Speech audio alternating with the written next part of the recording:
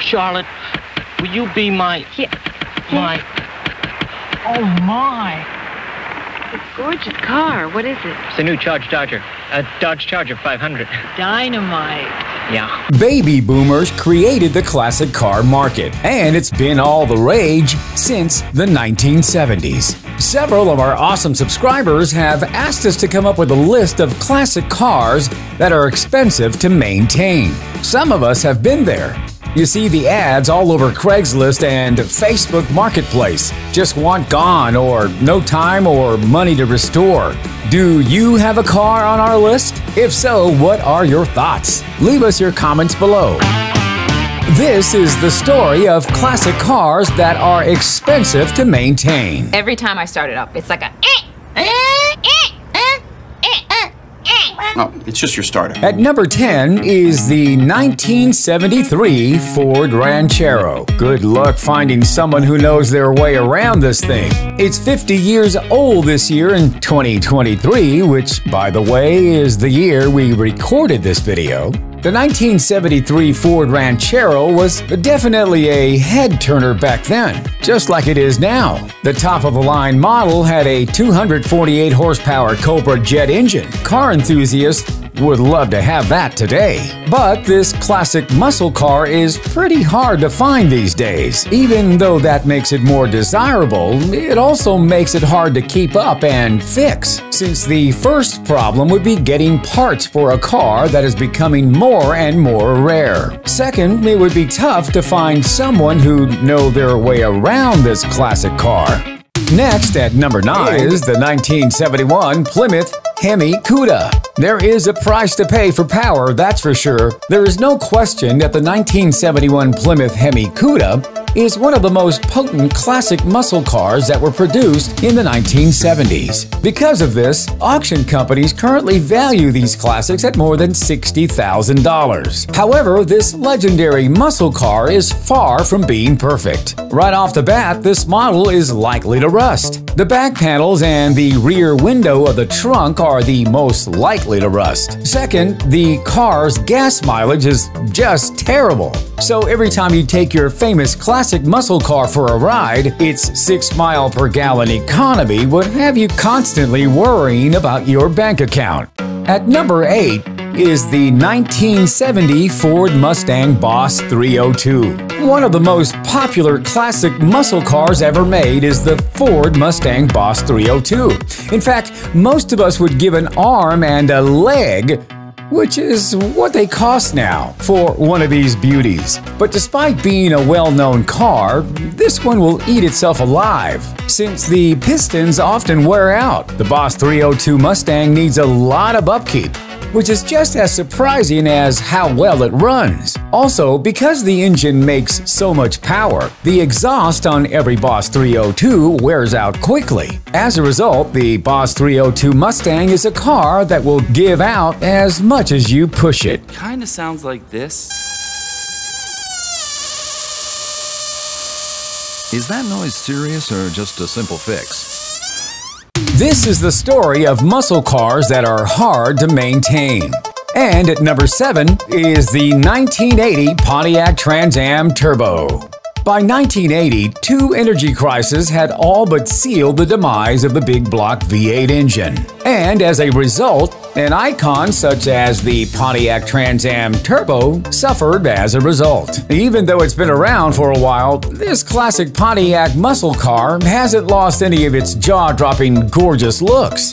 But owning it may be a real pain. The 1980 Pontiac Trans Am Turbo was a terrific classic muscle car, but it would become a hassle to keep it running due to issues with its catalytic converters, electrical connectors, and excessive oil consumption. This made it a real pain to maintain. A 1966 Oldsmobile Toronado.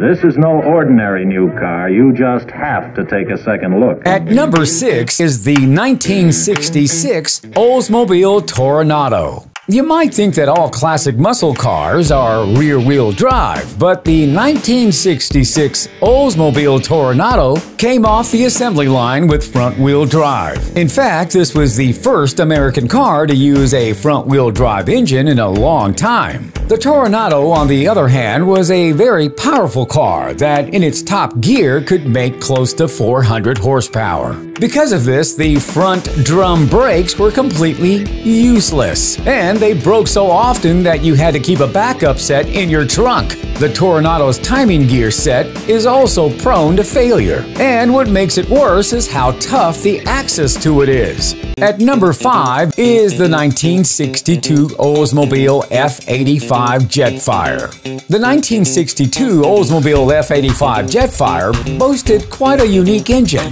which is also what led to unique problems for the car and the mechanics that had to work on it. The unique fluid-injected turbocharged V8 engine made 215 horsepower, but also had problems with overheating. Plus, this turbo rocket engine's compressor shaft also runs dry unless you run it daily. And while there are a few classic muscle cars that can double as a daily driver, the F85 Jetfire isn't one of them. Even so, any spares you might need would certainly blow a hole in your bank account, owing to the classic and rare nature of the car. Next on the story of muscle cars that are a pain to maintain is the 1969 Mercury Cyclone. Prepare for winds whipping up some bills. With its biggest 390 cubic inch engine option, the Mercury Cyclone from 1969 had 320 horsepower, which is still a lot of power in 2023. The biggest problem with this classic muscle car is that it's hard to fix and takes a lot of money to keep it up. For the 1969 Mercury Cyclone, you would often have to look for new shock absorbers because the ones on the car would break after a short time. The problems pile up with the rarity of the parts, along with the higher expense of its upkeep and repair. At number 3 is the Mercury Montego GT. The Mercury Montego GT is a rare classic muscle car, but it also is a pain to live with every day.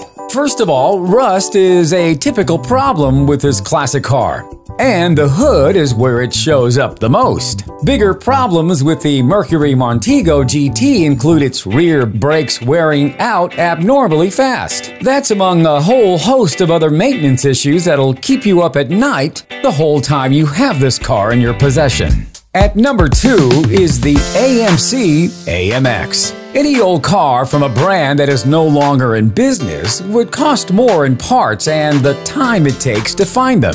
Even though the 1970 AMC AMX had a great V8 engine, it still had problems that make it hard to keep up today. For starters, the AMX is a magnet for rust, so you'll always be worried about its rusty parts. Second, this classic car's air conditioning broke down quite often, and it still does to those who own one.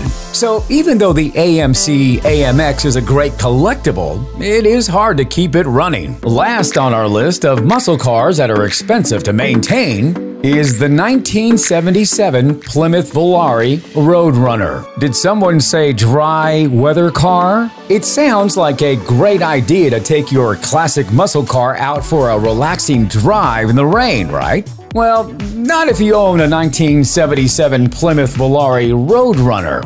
When it came off the assembly line, it leaked water very often and in big ways. The Volare was hard to drive in the rain, and the water also damaged the inside of the car. The car's drive belt tensioner often broke down, which made things even worse. Why would anyone want a car they would even be afraid to wash thoroughly out of fear of getting water on the seats and dash?